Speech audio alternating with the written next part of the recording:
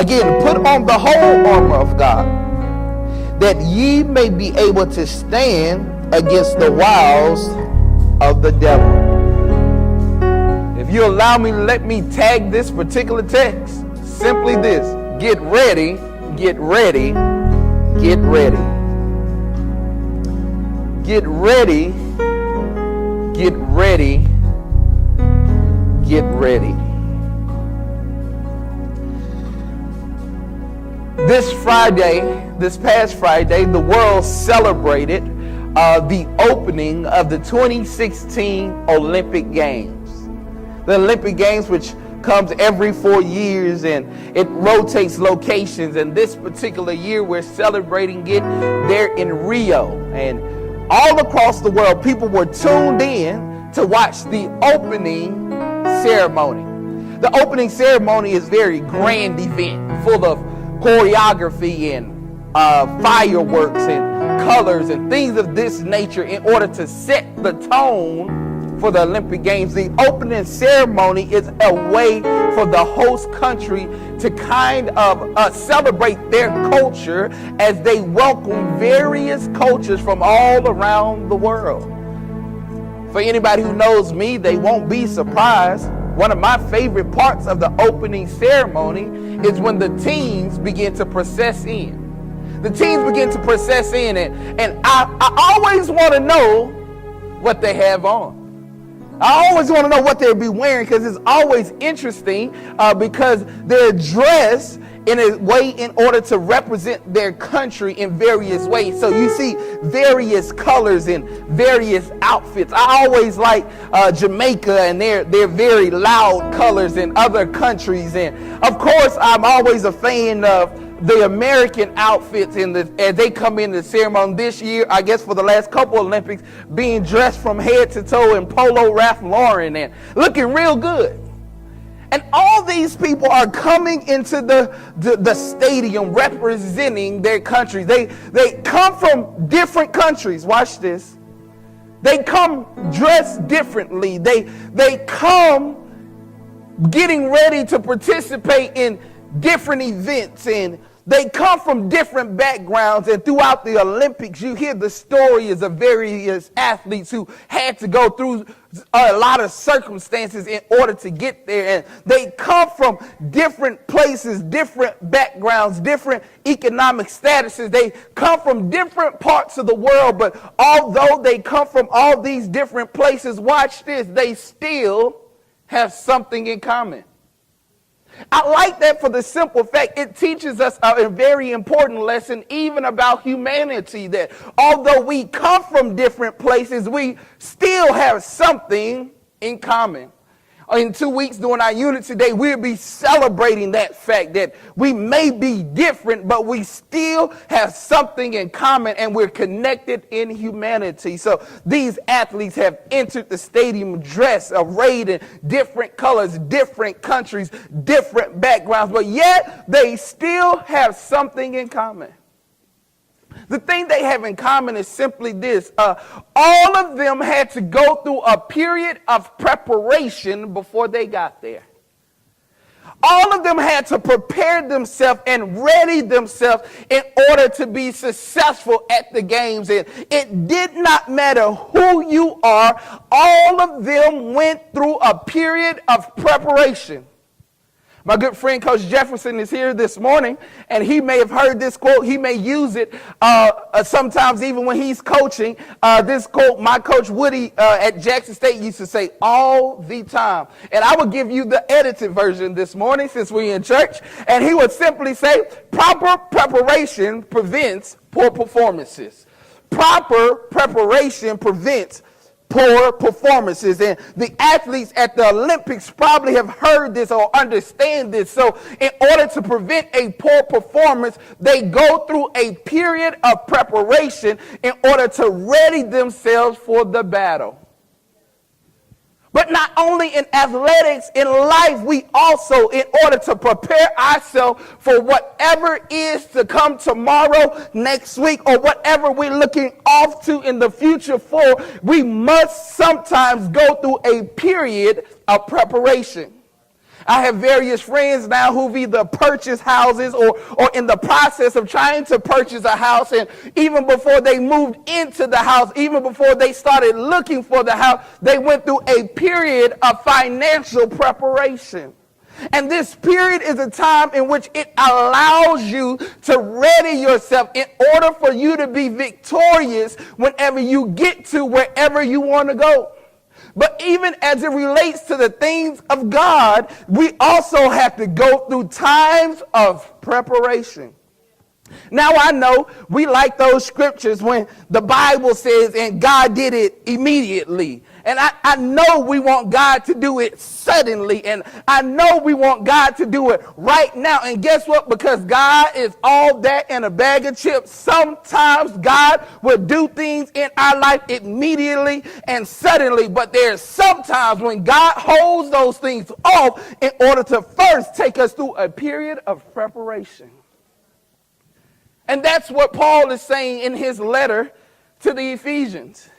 As we take a hop, skip, and a jump into our text this morning, Paul is getting ready to close this letter to the church at Ephesus. And here in chapter 6, I like how he says in verse 10, as he's getting ready to close, he says, "Finally, my brother, be strong in the Lord and in the power of his might." He's been encouraging them the whole letter. And at this point in time, he's leaving them some very strong words. It's almost as if Paul is saying this: I know you've been reading this letter, but if you don't get anything else, please understand these next few words.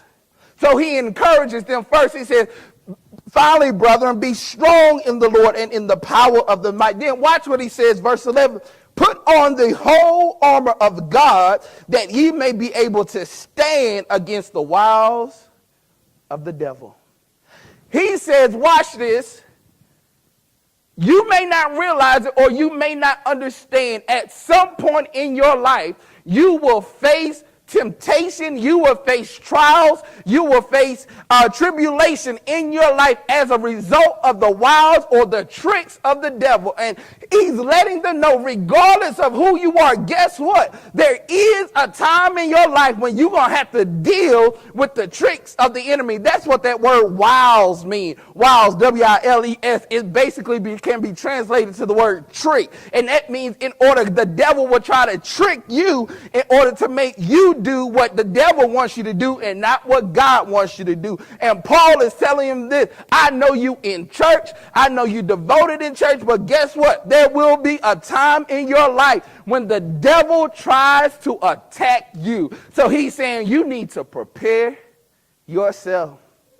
And don't feel you're exempt from that, because no one is exempt from these tribulations. Because watch this, even Jesus was tested, tried, and tempted. In Matthew, it teaches us Jesus is getting ready to begin his earthly ministry. Jesus goes into the wilderness for 40 days. He fasts and prays in order to get closer to God, to ready himself for the journey that he has ahead of him. And before he gets out of the wilderness, here comes the devil. The devil comes to tempt Jesus, because no one is exempt from being tempted by God. And that's interesting, that the devil will even tempt you in your process to get closer to God. That means even though you've been praying every day, you've been reading your Bible every day, guess what? That does not mean the devil won't tempt you. Guess what? The devil will even show up at Freedom Fellowship, and in the middle of praise and worship, with your hands extended, the devil will come in and try to tempt you. How does he do that? The devil will remind you of something. The devil will try to put something in your head. The devil will try to make you see something that you think you see, but that's not even really that. Why? Because he's trying to trick you. And Paul is letting you know it does not matter who you are or where you are in your journey. Everyone at some point will be tempted. So Paul is saying, get ready, get ready, get ready. He says, prepare yourself. How do you prepare yourself, Paul? Paul says, put on the whole armor of God. He's letting him know, look, this is what you need to do in order to resist the devil. So you have to go through a period of preparation. And this morning, may I suggest 3 or 4 things that teaches us lessons or principles about preparation that may help us? Okay, no one said, yeah, I'm going to do it anyway. You here? You're going to listen. check this out. Here it is. The first thing you have to understand about your period of preparation is this. Preparation takes foresight. Preparation takes foresight. Meaning, when you're preparing for battle, you need to look ahead to try to understand what you might be up against. Watch what Paul's saying in verse 12. He clears it up. He just says in verse 11, you will be tempted by the devil. Then in verse 12 he says, for we wrestle not against flesh and blood, but against principalities, against powers, against rulers of darkness of this world, against spiritual wickedness in high places. Paul says, I don't want you to get this thing twisted. I want you to make sure you understand what you might have to face. And that's why it takes foresight. So I have to look ahead, and when I understand what I might have to face in the future, I will then begin to understand how I need to prepare for life right now. Because Paul said, look, if you think you just gonna have to go against people, you may prepare wrong. But Paul is reminding them, no, you're gonna have to deal with spiritual wickedness in high places. Meaning the battles that we may have to face in the future are battles that are not driven by man, but battles that are driven by wicked spirits in the atmosphere. Meaning the enemy or the devil comes into your life, and whenever you try to fight the devil in your own flesh, you will lose every time. So Paul is saying, I want to make sure you know how to prepare yourself, so you have to look ahead. It's similar like to Team USA basketball team, who basically is going to just blow everybody out during the Olympics. I believe that. Before the Olympics, Team USA, when they practice, although they just came out of the NBA season, although they've been playing basketball, many of them, most of their lives, they practice differently getting ready for the Olympics. Because at the Olympics, it's a different set of rules.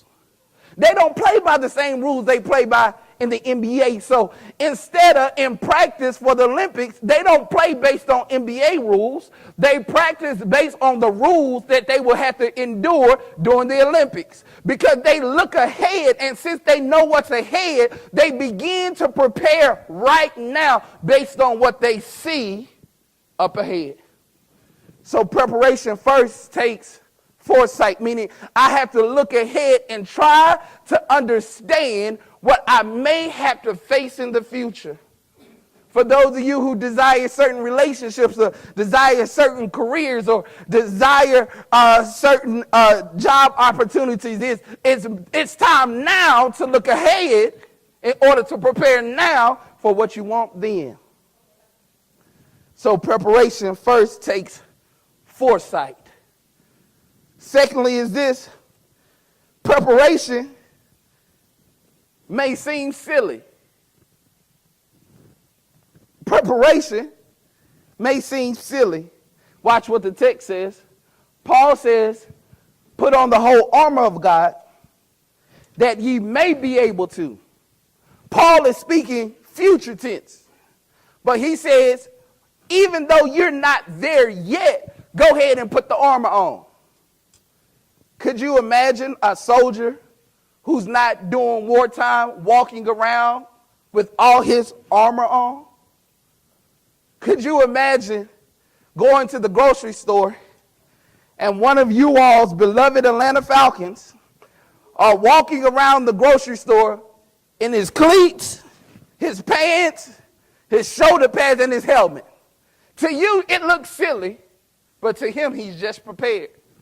It reminds me of when I was training during football camp, and many people who play athletics can be reminded or relate to this, when coaches will have us doing drills, and when you be doing those drills, you be like, why in the world are we doing this? This is crazy. This don't even have anything to do with football, but it's a part of the process.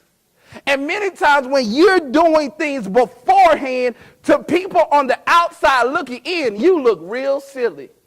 Let me bring that closer to home. It's kind of like a parent. I remember my mother who would tell my brothers and sisters, I'm praying for you all spouses. And I'm like, hold up now. I ain't ready for all that now. Like, that's a prayer you don't need to be praying right now. But then she would say to me, this was several years ago, then she would say to me, one day you will be ready. And I'm already praying for that girl. Because what she was doing was she understood what was coming beforehand. So she started doing now what she wanted to see then. And to me, it was silly that when she was praying that type of prayer, but to her, it made a whole lot of sense. And for the parents here right now, you need to start praying and covering your kids. And your kids may look at you crazy like, Mama, why we doing this? Daddy, why we doing that? And they may not understand. They may think it's silly, but it's up to us as parents and adults and people who are molding their lives to begin to prepare now for what they may face then. It's even like this Church of Freedom Fellowship, and people ask me, David, why you do certain things? Why you playing certain things certain way? It's because I'm not preparing for right now. I'm preparing for what I believe God is going to do then. Because I can't wait till then to prepare for what God is going to do then, because when you do that, you may miss your opportunity. So when you go through the preparation process, people may not understand why you do certain things, but because it looks silly to them. But it's because you're doing now what it takes in order to get what you want then. So preparation takes foresight. I have to look ahead into the future and try to understand what I may be up against. Preparation may seem silly because I'm doing it so far wrong. And preparation, get this, requires sacrifice.